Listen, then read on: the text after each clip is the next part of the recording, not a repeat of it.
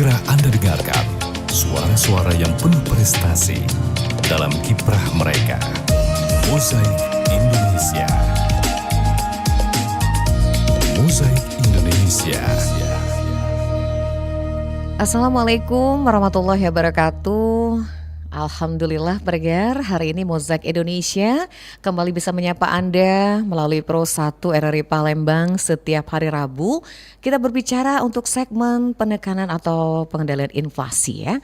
Dan sudah hadir narasumber kita yang mungkin tidak asing untuk pendengar Pro 1 bersama narasumber kita, yakni Bapak Dr. Aryo Dillah.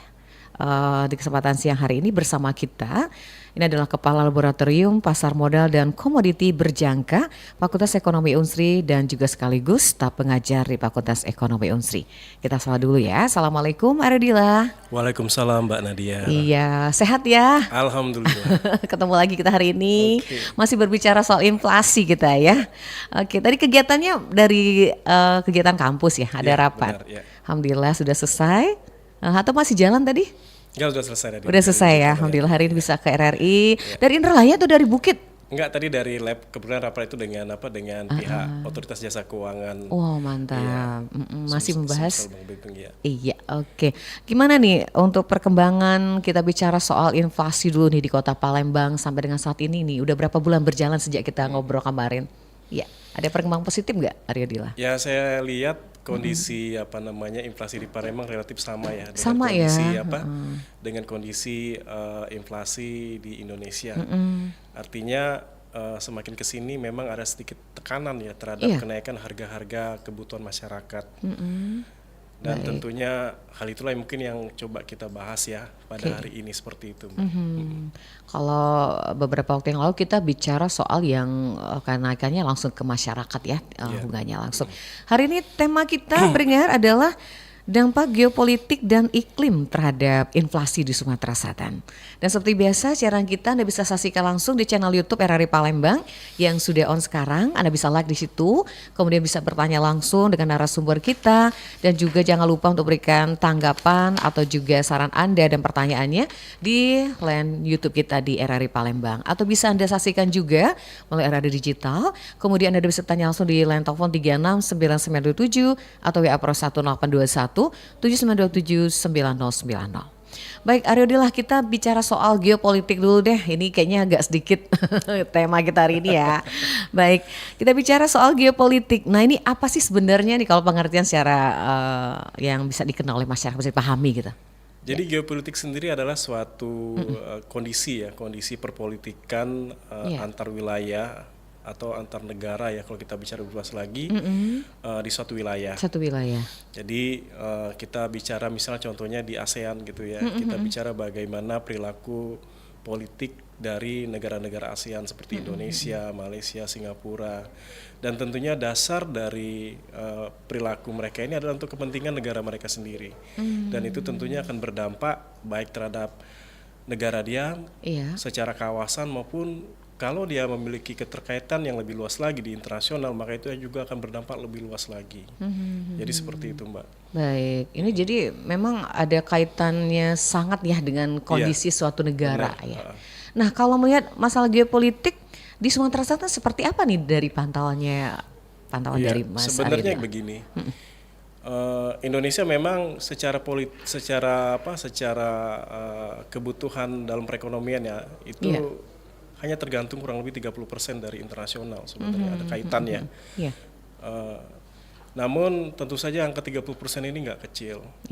Dan tentunya ini akan sangat dipengaruhi oleh geopolitik internasional yang saya sebutkan sebelumnya. Jadi yang sekarang isu terbaru ini adalah bagaimana pertempuran Mbak, antara Israel dengan itu dengan masih ya sampai sekarang ya Palestina. Berdampak ya. Ya masih, dan ini lebih parah lagi itu yang akan menyeret negara-negara Arab, di mana isu terbaru itu Israel mulai menyerang Hizbullah, kemudian Turki juga sudah membuat statement gitu ya. Dan ini agak mengkhawatirkan karena akan berlarut-larut sampai panjang kalau memang tidak ada niat baik dari negara-negara dunia yang berkepentingan, misalnya dari Amerika, Eropa, maupun tentunya dari Israel sendiri ya. Karena masing-masing negara itu tentunya punya kemauan atau kepentingan politik masing-masing yang di sini kadang-kala terlihat seperti tidak adil Iya. ataupun kadang-kadang merugikan salah satu pihak ya. Nah, dampaknya ini yang pasti ke ke harga komoditas. Iya. Ya. Baik. Eh, sama seperti halnya yang juga terjadi sekarang juga selain Israel dengan Palestina, juga antara Ukraina dengan Rusia. Rusia. Dan Itu juga menyeret- berpengaruh iya, besar ya. menyeret ke negara-negara Eropa dan negara-negara pengekspor komoditi seperti Indonesia. Baik. Nah, aksi-aksi ini tentunya akan terjadi saling boikot, saling saling menyerang secara ekonomi, saling menyerang secara politis dan lain sebagainya di antara negara tersebut. Contohnya misalnya bagaimana dampak kenaikan harga transportasi, Transportasi. ya perdagangan Iya. akibat ditutupnya ya atau oleh pejuang Houthi di Yaman, sehingga kapal-kapal negara-negara barat atau yang berafiliasi dengan Israel itu nggak bisa lewat. Tentunya mereka harus muter lagi ke Afrika dan Iya. itu akan sangat membuat biaya transportasi dan asuransi jadi mahal. Oke. Misalnya begini, kalau misalnya Indonesia ekspor produk-produknya ya, Iya. kemudian tentu kadang-kadang tidak semua langsung ya, mungkin melalui Singapura. Nanti dari Singapura mungkin dia akan ekspor ke Eropa yang melalui pelabuhan Israel. Tentu itu nggak bisa lewat negara terusan Suez, Iya. tapi harus muter dan itu tentunya akan berdampak terhadap harga-harga komoditas. Dan sebaliknya juga dari Eropa ketika mengekspor barang ke Indonesia Nggak bisa juga. nggak bisa masuk juga. Dan tentunya ini kalau komoditasnya itu termasuk komoditas yang penting dan menyangkut hajat hidup orang banyak, akan berdampak terhadap harga-harga barang. Itu kalau kita bicara dari sisi geopolitik. Geopolitik. Iya, Oke. walaupun ada positif ada negatifnya juga dengan kenaikan harga komoditas kita ekspor juga itu tentunya karena harganya juga bakal naik kan. Iya. Sehingga juga akan memberikan pendapatan. Namun yang pasti ketika terjadi ketidakpastian akibat kondisi geopolitik itu akan Iya. membuat harga menjadi tidak efisien Betul. dan akan merugikan konsumen. Jadi Baik. seperti itu. Ya. Nah ini kan secara global ya besar gitu dunia ya. Nah ini Mas Aryo Dila, kalau kita berbicara soal ke skup kecil lagi kaitannya sama daerah katakan Sumatera Selatan, ini seperti apa Mbak Ya. Mas Aryo Dila? Ya. Jadi begini, kalau kita bicara Sumatera Selatan ya, kalau kita bicara Sumatera Selatan itu kan banyak sebagai lumbung lumbung pangan ya. Iya. Kemudian juga sebagai lumbung komoditas-komoditas perkebunan. Iya. Nah, ketika terjadi perang atau geopolitik, itu akan membuat secara jangka pendek kemarin ketika pas Covid memang terjadi kenaikan misalnya harga produk pertanian atau perkebunan seperti sawit, kemudian juga coklat, termasuk juga dari Kopi, pertambangan batu misalkan, bara dan batu segala bara, macam. iya. Namun kalau ini berkepanjangan itu justru menimbulkan ketidakpastian sehingga akan membuat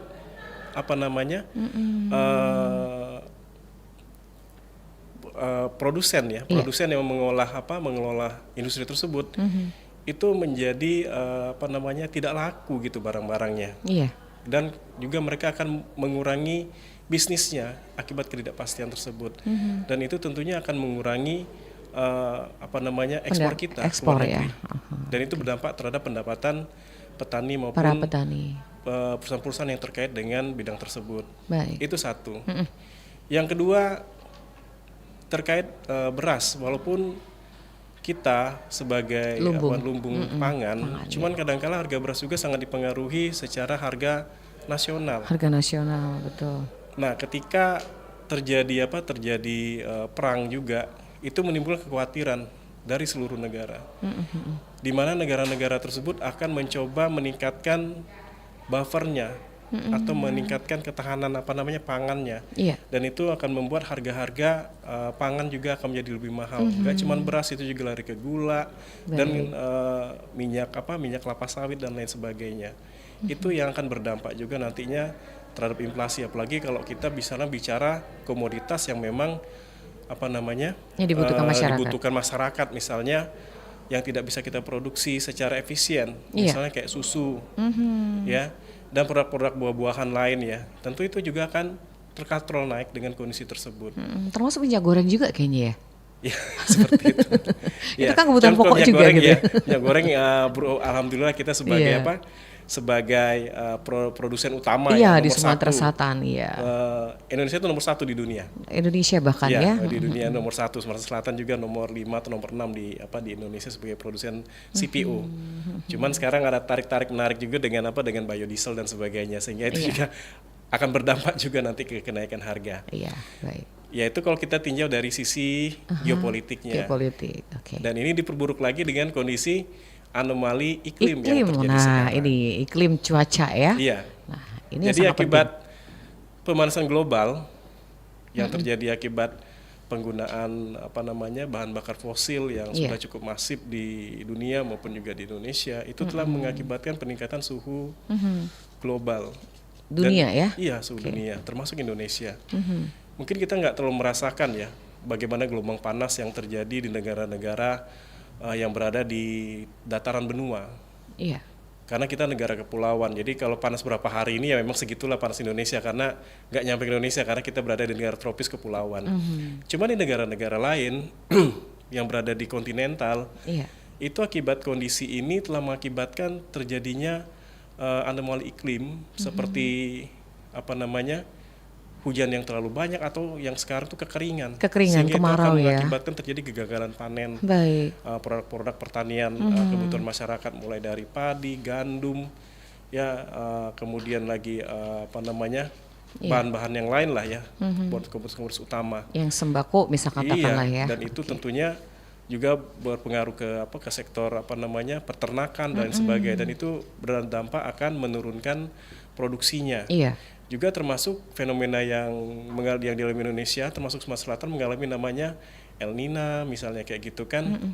Itu juga berdampak terhadap mempengaruhi hasil dari produksi pangan yang ada di Sumatera Selatan. Iya. Dan itu sudah terjadi, sehingga di sini perlu suatu kebijakan ya untuk menanggulangi hal tersebut, sehingga jangan sampai berpengaruh sangat banyak kepada masyarakat, tentunya ke dataran masyarakat menengah ke bawah seperti itu. Baik. Nah tadi bicara soal kebijakan, ini kan sudah kita kupas tuh tadi Mas Aryo Dilla ya, dampaknya seperti apa. Ini gimana tuh peranan pemerintah sendiri katakanlah dengan kondisi seperti saat ini? Seperti apa nih Mas Aryo Dilla?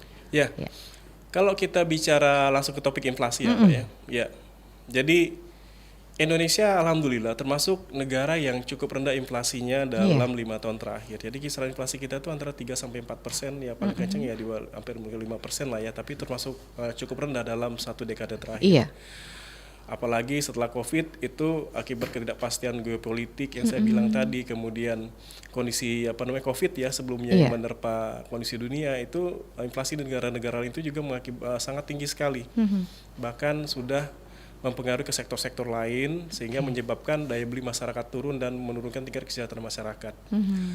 Nah di Indonesia yang saya amati, pemerintah cukup sigap ya, walaupun di akhir hari saya lihat tidak cukup mampu juga menahan pergerakan harga itu sebenarnya. Iya.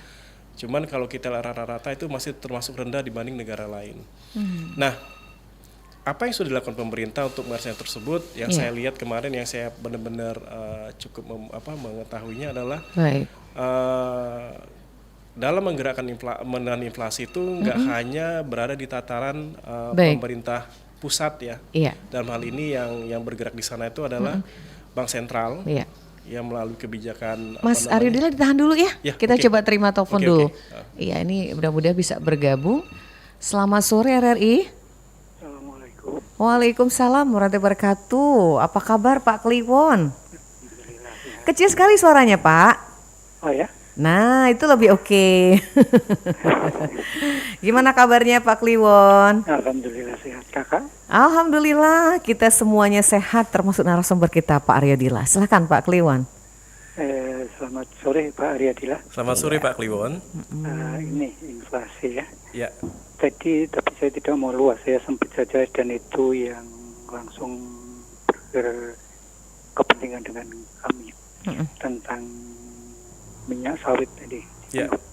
Itu karena kan ada otoritas pemerintah daerah untuk ngatur sekian persen untuk minyak goreng, sekian persen untuk biodiesel.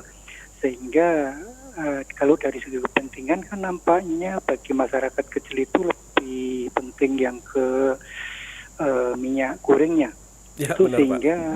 sehingga bagi orang-orang elit seperti kami, maksudnya ekonomis elit, itu tidak ditambahkan oleh harga minyak goreng yang Tinggi.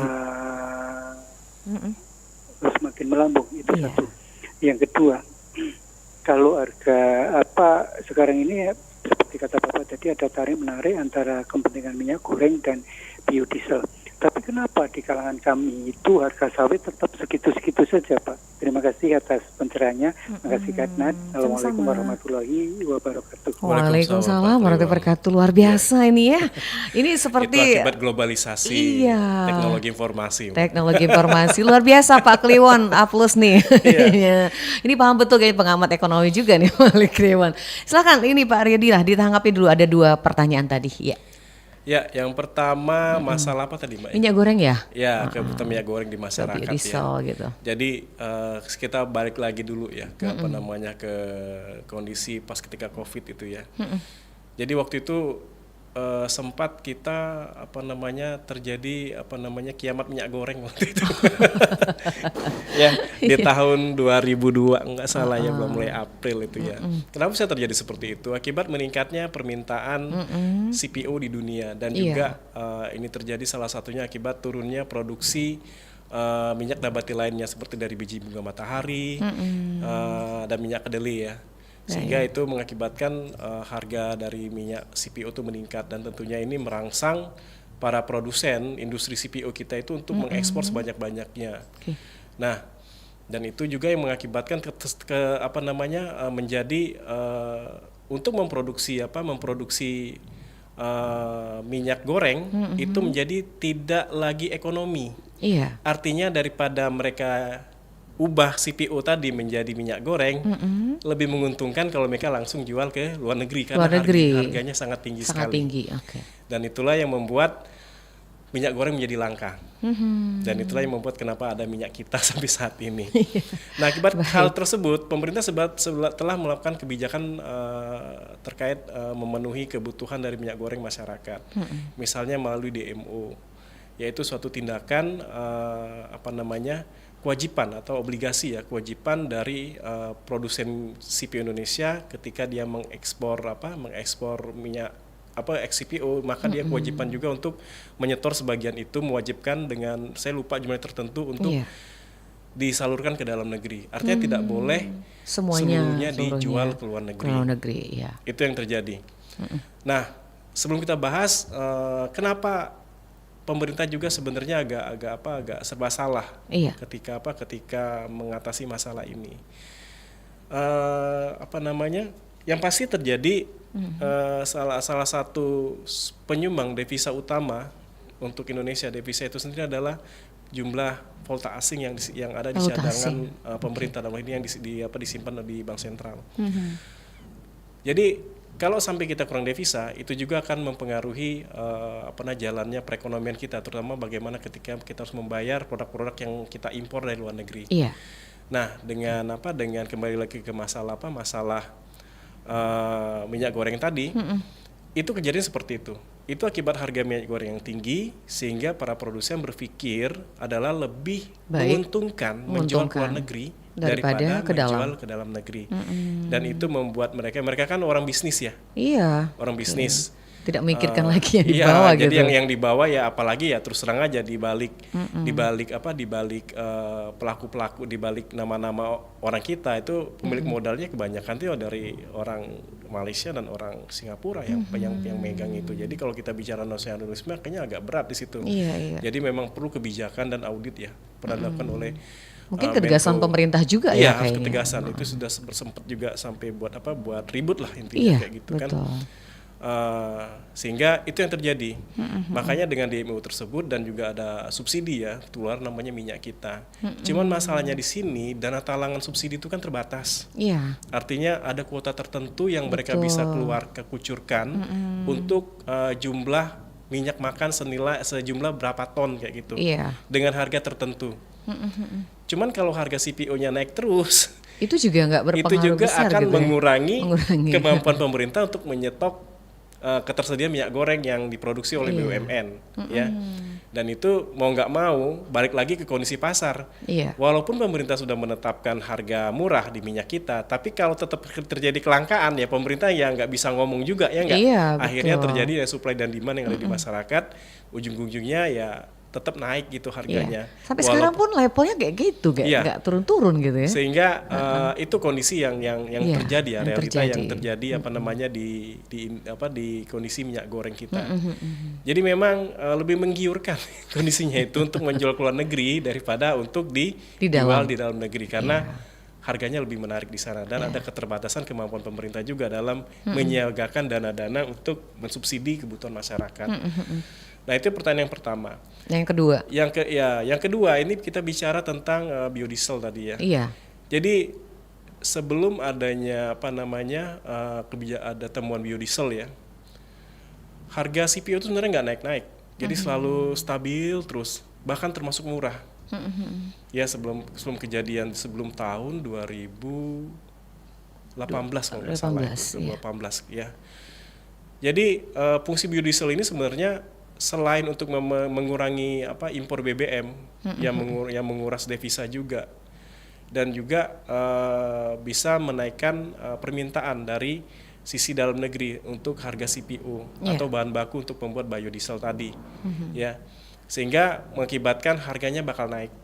Di sisi lain itu juga mengurangi volta asing yang harus kita keluarkan untuk mengimpor BBM tadi. Nah, pertanyaannya kenapa harga sawit itu kayak gitu aja Iya. untuk petani gitu. Ya, balik lagi. Sementara harga naik minyak tuh naik terus gitu kan? Iya. Balik lagi ke ini sebenarnya. Jadi di sawit sendiri itu kan banyak pelaku yang berkepentingan di sana ya. Bahkan sawit kita juga diperangi di Eropa oleh persaingan juga ya? Ya, persaingan karena mereka memiliki minyak nabati, biji bunga matahari dan kedelai dan sebagainya itu. Sehingga kalau mereka tidak menahan penggunaan CPO mereka, itu akan berdampak harga jualan mereka tuh jadi nggak laku di masyarakat mereka karena memang yang paling murah itu secara produksi dari segi on farmnya maupun off farmnya itu memang lebih murah dari kelapa sawit dibanding minyak nabati lainnya. Dan kembali lagi ya, di sini kan tentunya masyarakat di sini gimana ya? Kalau saya ngelihat pelaku sawit itu juga kan mereka mempunyai daya tawar untuk menjual itu yang rendah. Gitu. Kenapa? Karena ketika mereka panen dan kemudian mereka setor ke pabrik selap sawit itu ada batas waktu tertentu. Kalau lewat dari itu, maka kualitasnya bakal berubah, bakal turun. Dan itulah yang dipakai salah satunya ya oleh pengusaha kelapa sawit untuk menekan harga petani. Ya tentunya yang namanya pengusaha kan pasti pengen untuk sebesar-besarnya. Iya. Apalagi kalau kita lihat pemilik yang saya bilang tadi itu kan sebagian besar itu memang investor aslinya itu pemain-pemainnya itu dari investor asing. Oke. Dan pemerintah juga di sini mungkin belum optimal ya dalam mengatasi ini. Tapi yang saya lihat sudah ada perkembangan jauh lebih baik ya. Jauh lebih baik ya. Dalam mengatasi permasalahan harga sawit yang kadang fluktuatifnya ketika harga tinggi kok di tingkat petani kok nggak terlalu seperti itu ya, aja harganya gitu ya enggak. Iya, jadi mungkin coba diurai lagi. Kemarin saya dengar informasinya ya BPKDS ya dana kelapa sawit itu juga yang dipakai untuk hal-hal lain ini ya. Sempat sudah melakukan audit kepada perusahaan sawit itu ya. Sehingga harapannya keuntungan dari industri sawit Indonesia ini harusnya balik ke Indonesia, balik ke petani, bukan balik ke negara lain yang orang-orang tertentu gitu ya. Seperti itu. Mungkin itu saja yang mungkin ini hanya pendapat pribadi ya. Karena kebetulan saya juga disertasi saya itu bahas masalah kelapa sawit. Kelapa sawit ya, pas banget gitu. Saya agak banyak bisa cerita gitu. Iya, terkait sawit ini. Mungkin itu. Baik, terima kasih Pak Kliwon ya sudah bergabung. Yang lain silahkan di 369977 atau channel YouTube kita di RRI Palembang bersama narasumber kita Dr. Aryo Dila dengan topik hari ini dampak geopolitik dan iklim terhadap inflasi di Sumatera Selatan. Baik Aryo Dila, kita break sebentar ya. Oke. Nanti kita lanjut lagi obrolan kita di Mozaik Indonesia melalui Pro 1 RRI Palembang. Kita akan kembali setelah informasi yang satu ini. Ini anak memang sudah mau lagi-lagi TV yang nonton dia. Coba kalau mengantuk itu masuk tidur sudah kah? Ya ampun, susi yang terang ini tapi lampu masih menyala kah? Anak-anak ini memang sudah mau. Don tidak ada di kamar tapi kasih biar lampu menyala. AC juga dong kasih biar hidup. Padahal depo orang tidak ada. 3 weeks later.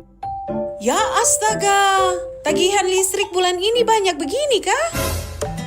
Waduh, jadi pusing kan kalau kejadiannya seperti ini? Coba saja kalau kita menerapkan perilaku hemat energi. Hal seperti ini mungkin tidak terjadi. Dengan hemat energi, kita telah lindungi bumi dari pemanasan global. Tidak hanya menyelamatkan lingkungan saja, tapi juga membuat kita lebih hemat dalam pengeluaran. Yuk, biasakan hidup hemat energi.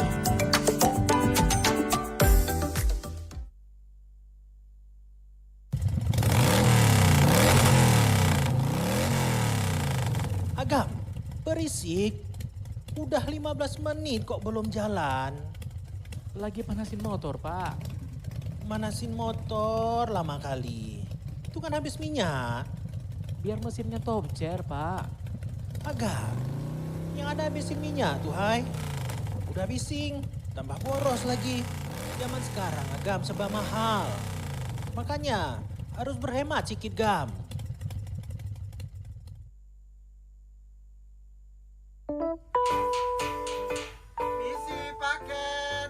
Tunggu mas. Paket yang mana ya? Oh skincare. 2 paket lagi kapan nyampe ya? Halo Din, sepatu diskon nih, buy one get one loh, beli gak? Ih baru beli bulan kemarin. Tapi lumayan sih ya, bayar 1 dapat 2 sepatu. Cus deh.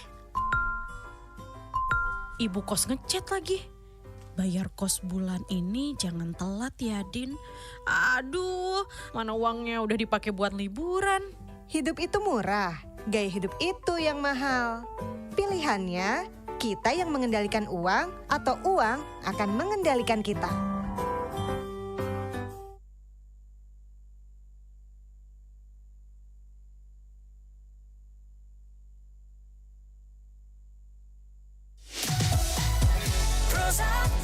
Kanal informasi dan inspirasi. Pro 1. Baik pendengar, kita lanjut lagi Mozaik Indonesia hari ini bersama Pro 1 RRI Palembang. Karena informasi dan inspirasi untuk Anda melalui acara kita dengan tema hari ini berkaitan dengan dampak geopolitik dan iklim terhadap inflasi di Sumatera Selatan. Baik Aryo Dila, kita lanjut lagi nih obrolan kita di kesempatan sore hari ini. Silahkan pendengar yang mau bergabung, kita masih buka line telepon di 369977 atau WA Pro 1 082179279090 atau juga di channel YouTube RRI Palembang. Balik ke tema tadi menyinggung masalah iklim dan geopolitik. Nah ini tadi kita singgung juga berkaitan dengan pertanyaan Pak Kliwon tadi ya. Gimana nih menurut Mas Aryo Dila sendiri kalau kita bicara soal kualitas ya. Kualitas para petani ini kan memang harus diedukasi agar bisa bersaing dengan dunia luar gitu. Masalah kelapa sawit, belum hal yang lain juga nih. Seperti apa nih untuk Mas Aryo Dila untuk membahas masalah ini, menanggapinya? Ya. Jadi begini, memang ya salah satu keluhan ya kenapa kita nggak bisa langsung ekspor langsung diterima di Eropa. Iya. Itu salah satunya kita nggak punya standar. Betul. Dalam setiap industri perkebunan itu ya. Sehingga nanti yang sortasinya dari pihak Singapura misalnya kayak gitu ya. Okay. Kemudian juga masalah kebijakan-kebijakan yang kadangkala kurang memihak dari sisi petani ya. Jadi kalau di kelapa sawit sendiri itu ada ISPO namanya. ISPO ya? Ya. Oke. Ada ISPO atau kalau di kalau di Eropa itu ngomongnya RSPO. Sehingga itu yang jadi senjata mereka untuk untuk mengekang atau menekan ekspor sawit kita ke negara mereka. Betul. Nah, di sini tentunya ada kaitannya bagaimana kelapa sawit itu bisa tidak merusak lingkungan perkebunannya, atau sifatnya adalah green ya. Iya. Green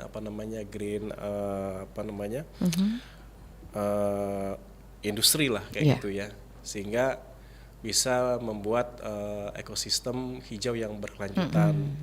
Banyak hal yang dibahas di sana, mulai dari bagaimana sistem pembukaan lahannya, tenaga kerjanya, alat produksinya, dan lain sebagainya seperti itu. Dan saya lihat makin kesini makin banyak kok industri-industri, bahkan sampai tingkat petani pun itu sudah mulai dididik sehingga mereka bisa mendapatkan sertifikat tersebut.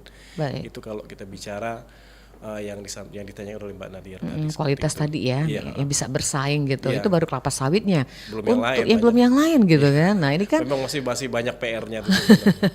Nah kalau dari kampus sendiri, dari Unsri katakanlah di lembaga pendidikan gitu, akademisi, ada nggak tuh berkaitan dengan lingkungan atau pengabdian kepada masyarakat berkaitan dengan hal ini nih, Mas Aryadillah? Ya, sejauh ini kalau saya lihat dari fakultas lain mungkin saya belum berani untuk menjelaskan karena saya nggak terlalu tahu. Tapi kalau di ekonomi sendiri kita sudah mencoba memberikan pemahaman-pemahaman kepada masyarakat ya. Apa itu namanya green financing, artinya pembiayaan hijau. Betul. Kemudian juga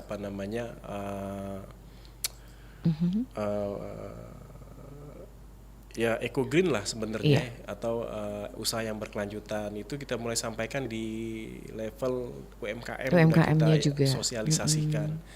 Sehingga setiap industri yang mereka buat itu harusnya tidak mencemari atau merusak lingkungan. Salah satunya karena ke depan itu akses pembiayaan itu akan mempertimbangkan hal-hal tersebut dalam membiayai usahanya. Bisa nggak dikasih modal karena dia dianggap merusak lingkungan, misalnya buat pewarnaan kain misalnya gitu. Tapi misalnya tidak diolah lagi limbahnya atau langsung dibuang sehingga nanti mencemari gitu. Ya sumber air masyarakat maupun sumber air pertanian. Itu mungkin tidak akan lagi dibiayai.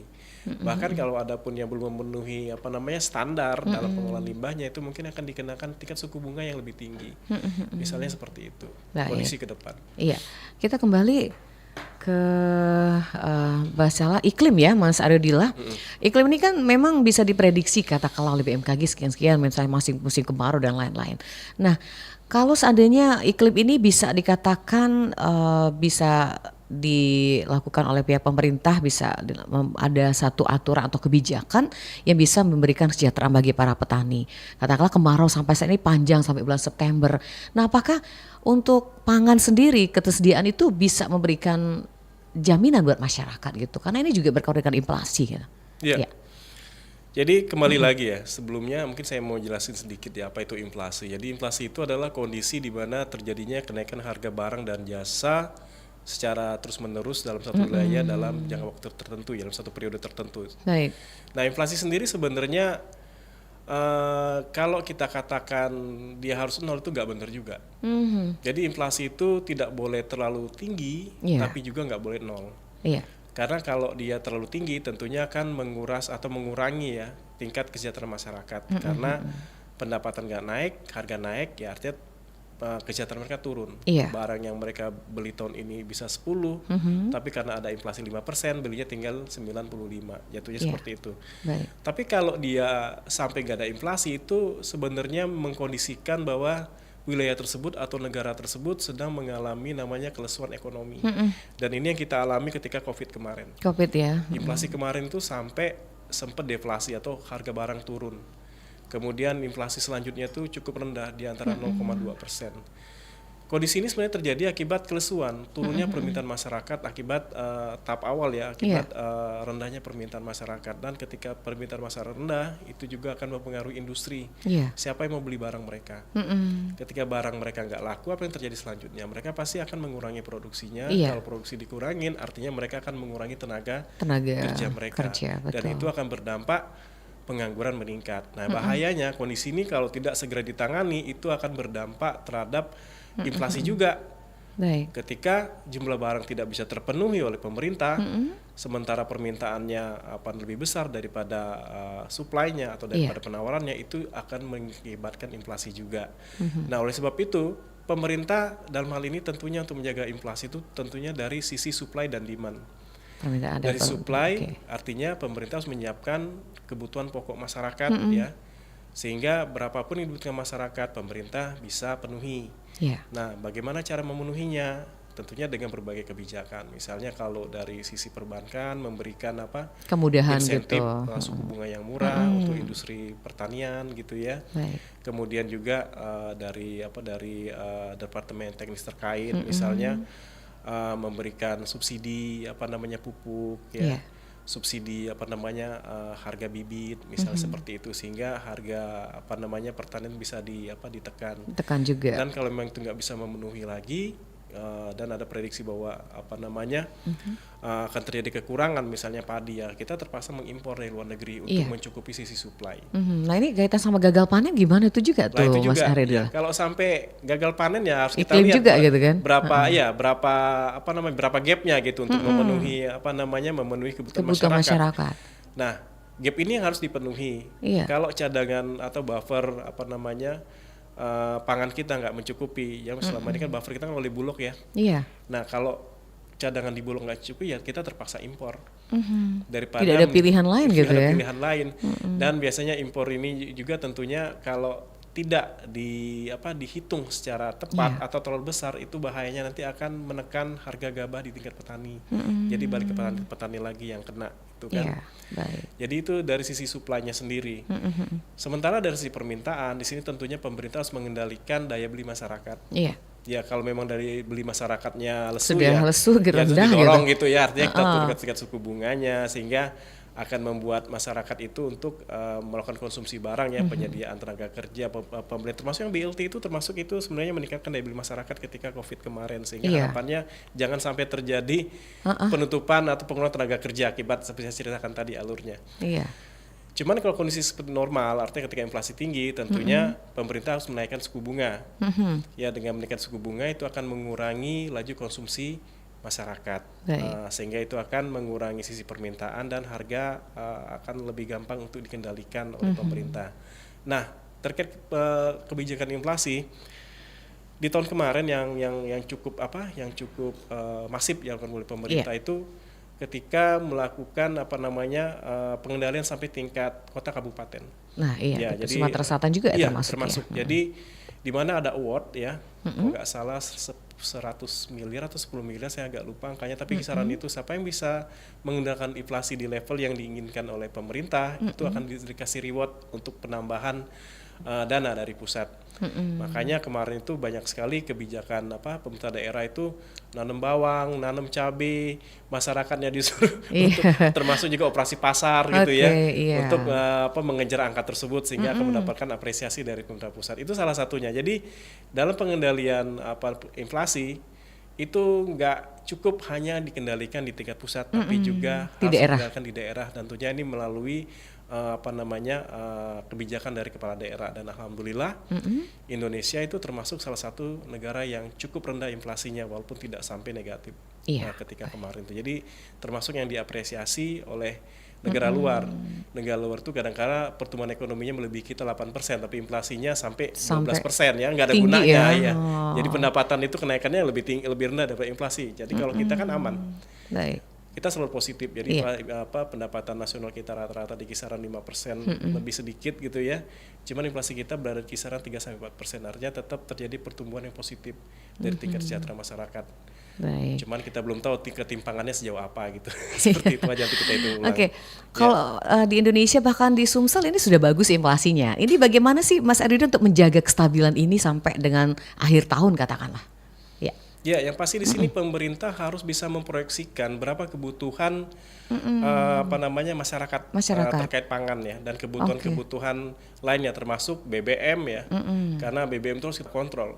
Kalau sampai BBM dan tarif listrik dilepas, itu akan mempengaruhi semua harga-harga pangan dan juga harga-harga barang dan jasa lainnya.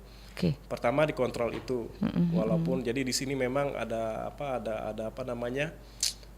suatu keterbatasan ya pemerintah ya. Namun itu harus dipenuhi kalau seandainya tetap pengen kontrol inflasi. Kemudian juga menjaga dampak kondisi perubahan iklim ya. misalnya tadi saya bilang dengan apa namanya, dengan memberikan fasilitas-fasilitas kepada produsen di sektor pertanian ya, mulai dari kredit, kemudian peralatan, bibit, pupuk ya, dan juga termasuk asuransinya kalau bisa diusahakan, sehingga itu bisa apa namanya merangsang supply dari sisi produsennya. Dan kalau memang diperkirakan dengan kondisi iklim kita tidak memungkinkan dalam jangka waktu sampai akhir tahun ini, ya terpaksa mau nggak mau kita harus mengimpor apa namanya gap ya kebutuhan pangan kita tersebut, sehingga jangan sampai menimbulkan kepanikan apa namanya di masyarakat, karena gimana pun kenaikan satu item saja itu akan mempengaruhi item lainnya. Paling nggak secara psikologis masyarakat akan berpikir ketika harga beras naik, mereka berpikir seluruh barang akan naik katanya. Pikirannya seperti itu, padahal itu belum tentu gitu, seperti itu. Baik. Nah, bicara soal Sumatera Selatan kan ini luas ya, Mas Ariodila, 17 kabupaten kota. Tadi disebut juga itu adalah juga berkaitan dengan iklim, masing-masing daerah itu kan memang cenderungnya akan ada sedikit perbedaan gitu. Nah, apakah kebijakan dari setiap daerah itu akan berpengaruh juga dengan inflasi ini, Mas Ariodila? Ya, jadi iklim sendiri sebenarnya itu khas ya di masing-masing wilayah. Kalau kita bicara kata Palembang tentunya nggak bisa sama ngomongnya sama dengan Ogan Ilir gitu kan? Kalau Ogan Ilir masih deketan lah masih ya. Dekat itu mungkin dekat lah. Tapi kalau kita ngomongnya dengan Linggau, Linggau ataupun dengan Pagar Alam ya. Betul. Itu sebagai penyangga pangan kita tentunya akan berbeda ngomongnya. Artinya di sini pemerintah daerah ya mencoba mengoptimalkan kalau kita dari sisi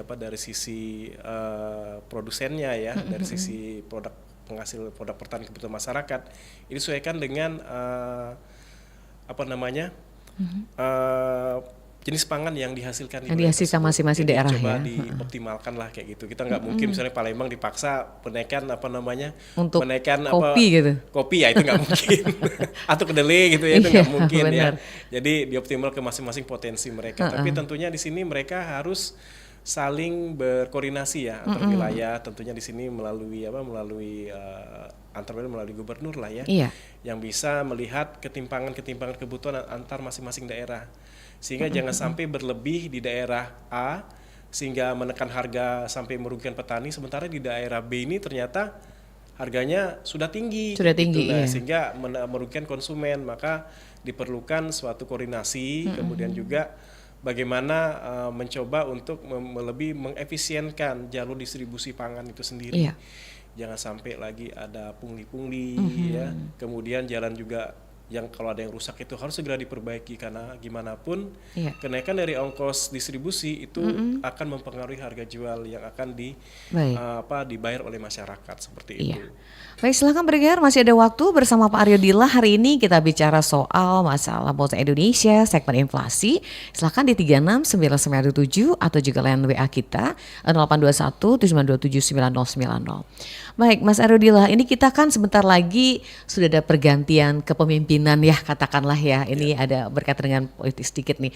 Nah, apakah kebijakan-kebijakan yang diambil ini juga akan berpengaruh juga nih kepada katakanlah pergerakan inflasi di suatu negara Indonesia nih, katakanlah yang akan segera memasuki pemerintahan sistem baru?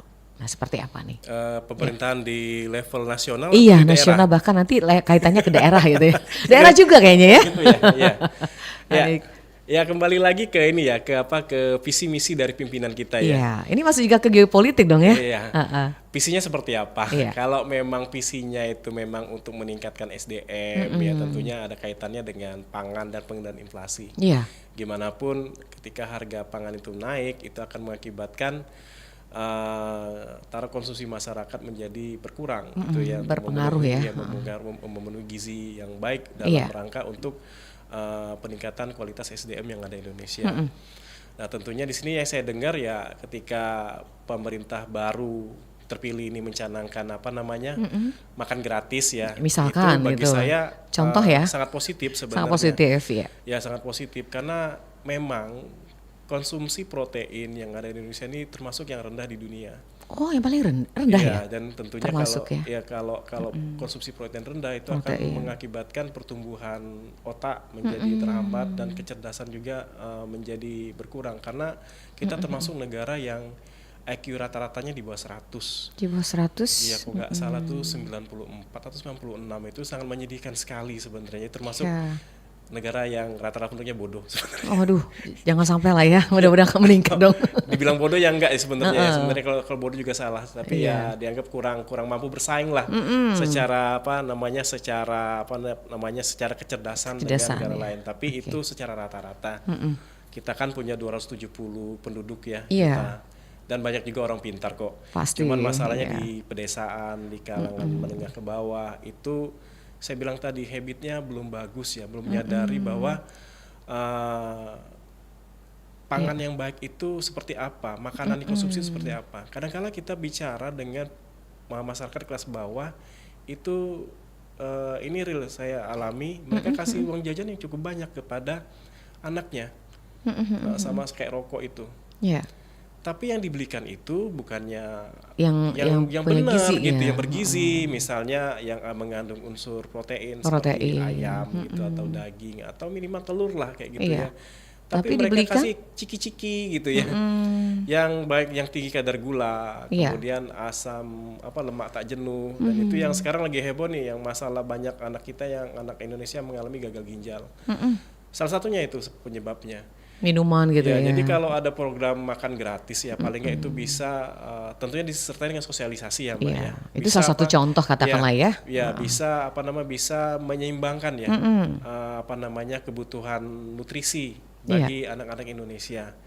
Yang informasinya itu akan dimulai dari daerah terluar dulu ya, atau kepada masyarakat yang miskin dan juga terluar. Tapi saya pikir itu bagus untuk menyeimbangkan pemerataan pemenuhan gizi yang ada di seluruh Indonesia, karena begini. Ketika kita memiliki sumber daya yang SDM yang rendah akibat kurang gizi, itu juga akan menjadi beban negara ke depannya. Betul. Jadi ketika kita mendapatkan anak yang lahir itu kurang berat atau terhambat pertumbuhan baik ketika di masa hamilan, jadi stunting lah itu kasusnya ya. Mereka ketika sekolah juga sangat susah untuk menyerap ilmu pengetahuan, sangat susah untuk belajar. Itu akan berpengaruh masa depannya gitu ya. Dan ketika mereka dewasa, yang terjadi juga adalah sakit-sakitan, sehingga mereka tidak produktif. Dan ini tentunya akan menjadi beban bagi negara ya. gitu. Biaya pengeluaran BPJS untuk mereka akan jadi lebih mahal. Jatuhnya seperti itu, apalagi ketika mereka tidak diedukasi dengan benar, malah menggunakan uang mereka yang sedikit juga untuk beli tembakau atau rokok, dan yang itu tidak bermanfaat ya. Tidak bermanfaat, itu juga ini perlu edukasi berarti Pak Aryodila ya. Benar sekali. Jadi kunci kemajuan suatu bangsa itu tetap aja di SDM-nya. SDM ya. Iya. Baik. Dan itu dimulai dari sejak masa kehamilan. Itu balik-balik ke orang tua juga ya, lingkungan. Edukasi. Oke, kita ke WA dulu nih, Mas Aryodila. Dia masuk dari Ibu Tina di daerah Sukabangun, mau bertanya tentang kaitan sama tema hari ini, geopolitik. Nah, gimana nih Pak Aryodila kaitan sama keamanan suatu daerah? Apakah ini berpengaruh juga dengan inflasi dan lain sebagainya? Nah, ini gimana nih Mas Aryodila? Oh pasti, berkaitan sekali. Jadi harga barang di tempat yang tidak aman itu pasti akan lebih tinggi. Gitu ya? Kenapa? Karena banyak biaya sosial, banyak biaya nggak pentingnya di sana itu. Misalnya aja, ya contoh aja nih, kalau mau ekstrim ya kayak di Palestina misalnya. Gimana harga mereka nggak tinggi, untuk masuk barang aja nggak bisa, susah akhirnya gitu. Pasar gelap ya sama aja. Harus aman dulu negara itu ya. Kalau suatu daerah itu nggak aman, banyak premannya. Orang ketika mau naruh barang harus bayar preman gitu ya. Buka toko harus bayar premannya gitu ya enggak. Betul. Kita bayar parkir preman lagi. Akhirnya apa? Ujungnya ke harga barang. Iya, akhirnya harganya jadi naik double. Naik dong. Iya pasti. Jadi memang keamanan tuh harus ya. kondusif, harus dijaga gitu ya. Jadi termasuk di Sumsel dong ya. Iya. Jadi memang harus dikendalikan ya, sehingga menimbulkan kenyamanan dalam melakukan usaha, dan itu akan bisa meningkatkan efisiensi. Ya selain infrastruktur dan lain sebagainya, seperti itu. Iya. Terima kasih Bu Tina ya. Memang betul keamanan sangat penting ya. Katakanlah kalau keluarga kita lebih aman, lebih nyaman, kan lebih enak gitu ya. Bagi negara gitu. Makasih Bu Tina. Kita lanjut lagi, tadi menyinggung masalah kita ke geopolitiknya dulu nih. Nah, ini pengambil keputusan ini sangat penting loh Mas Aryodila untuk menciptakan suatu katakanlah kondisi yang lebih baik ke depannya. Ini bagaimana kaitannya juga nih Mas Aryodila? Pengambilan keputusan dalam hal apapun gitu. Ya. Ya, yang pasti kalau bagi seorang pemimpin atau seorang negarawan itu memikirkan masyarakatnya. Harus ya di atas segalanya gitu. Jadi dia harus memiliki data apa yang menjadi kebutuhan utama, Iya, prioritas betul. bagi masyarakatnya ini. Jadi kalau kita kemarin ada kebijakan makan gratis ya akibat tingginya angka stunting atau karena IQ kita masih rendah, ya itu memang harus menjadi tolok ukur ya. Tolak ukur, iya. Apakah dia sukses nanti setelah 5 tahun ke depan untuk menekan itu ya. Sehingga kebijakan-kebijakannya diarahkan ke sana seharusnya. Selain tidak mengabaikan kebijakan-kebijakan lainnya termasuk masalah keamanan, masalah infrastruktur, masalah pendidikan dan kesehatan. Jadi seperti itu. Jadi tidak boleh ada salah satu yang dianaktirikan, cuman kita harus kembali kepada skala prioritas memang. Ada prioritasnya harus. Tentu yang menjadi hal yang harus kita utamakan guna menuju tercapainya visi dan misi dari pimpinan kita seperti itu. Oke, ya itu ada mengait semua ya, Iya, berarti satu sama lain gitu. Baik, kita ke line telepon, silakan yang ingin bertanya langsung. Ada WA juga yang masih kita buka di 36997 atau WA Pro 1 082179279090. Masih bersama Mozaik Indonesia. Baik, kita break dulu lagi ya Mas Aridin, nanti kita sampai pada segmen penutup ya. Baik pendengar, masih bersama kami di Mozaik Indonesia Pro 1 RRI Palembang, karena informasi dan inspirasi untuk Anda. Kita akan kembali setelah informasi yang satu ini. Malam minggu waktunya buat ngapel, tapi ngapel yang ini berbeda. Beda dari biasanya, ngajinya pemuda luar biasa. Malam minggu diisi dengan dialog positif tentang teladan para nabi, ulama yang sangat inspiratif terutama buat pemuda. Jangan lewatkan ngapel, ngajinya pemuda luar biasa bersama Pro 1 RRI Palembang setiap Sabtu pukul 19.30 waktu Indonesia Barat.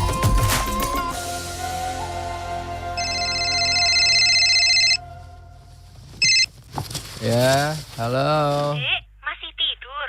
Bangun, Mbak Meh ngomong. Jam berapa toh Mbak? Jam 9 loh ini. Jam 9? Iya. Saya nanti wae ngomongnya, aku ada kelas sudah telat.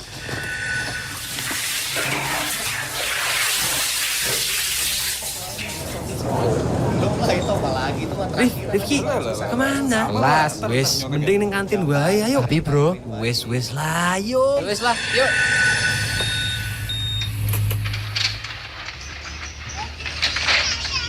Habis ngampus, Rip? Tumben rajin. Iyalah. Paling-paling nongkrong ning kantin. Ngerti wae. Ya wis, lanjut nongkrong yuk. Saiki. Iyalah, nyore sambil ngopi. Ya wes lah, mumpung masih muda. Mantap. Dek, bangun. Udah pagi loh ini. Mbak mau ngomong lanjutin yang kemarin. Isi ngantuk Mbak, tadi tidur jam 4. Ngegame sampai pagi. Iyalah, nikmatin hidup mumpung masih muda. Udah mumpung masih muda. Mikir loh, Dek. Meh gimana masa depanmu? Kamu lagi menikmati masa muda atau kamu sedang menghancurkan masa depan? Pro 1, kanal informasi dan inspirasi. Pro 1. Baik, Mozaik Indonesia sampai pada sesi penutup kita. Sebelum ke penutup ini closing statement dari Aryo Dila, saya ingin tanya dulu nih, gimana sih untuk milenial nih, kaum muda kita untuk menapaki masa depan ini, Mas Aryo Dila, katakanlah nih kaum intelektual kita yang masih muda-muda untuk membahas masalah hal ini seperti apa ini? Ya pasti begini.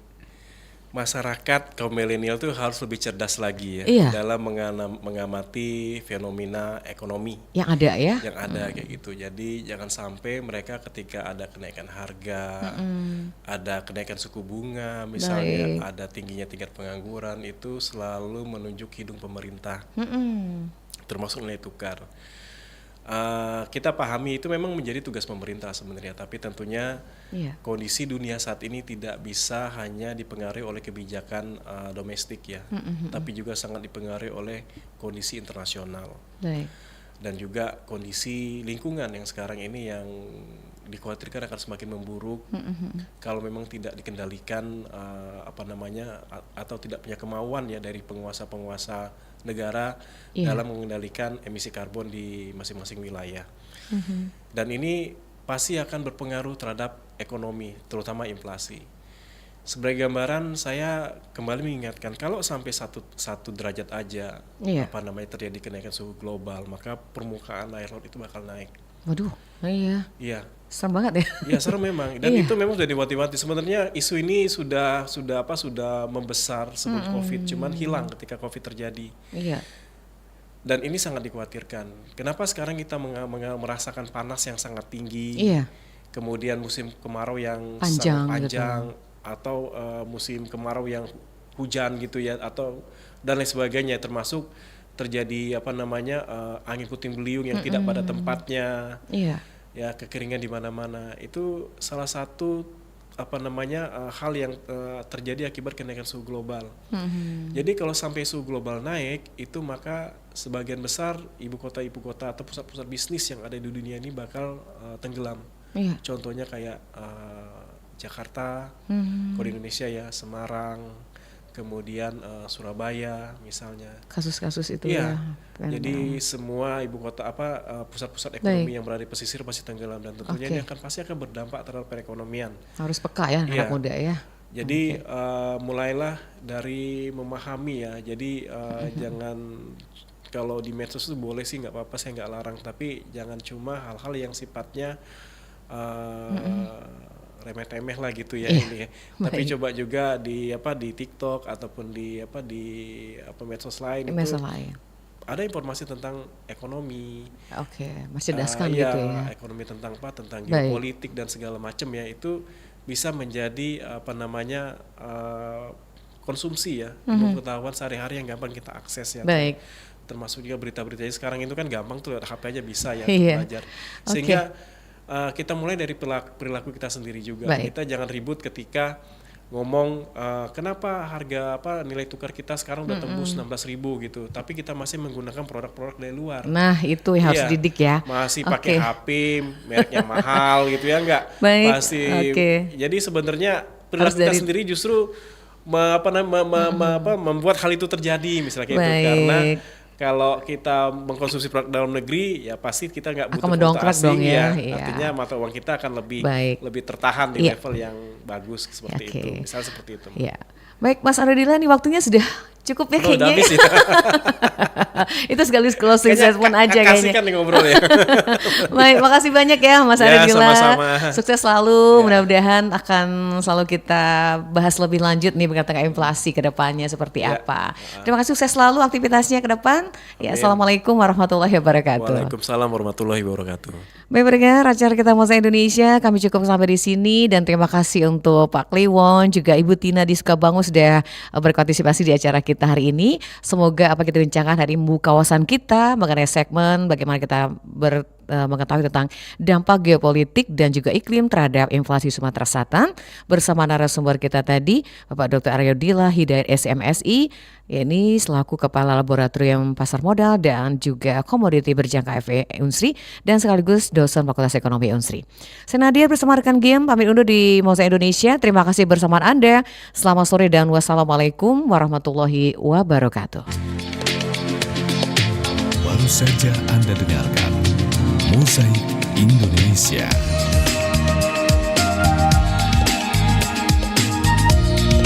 Mozaik Indonesia.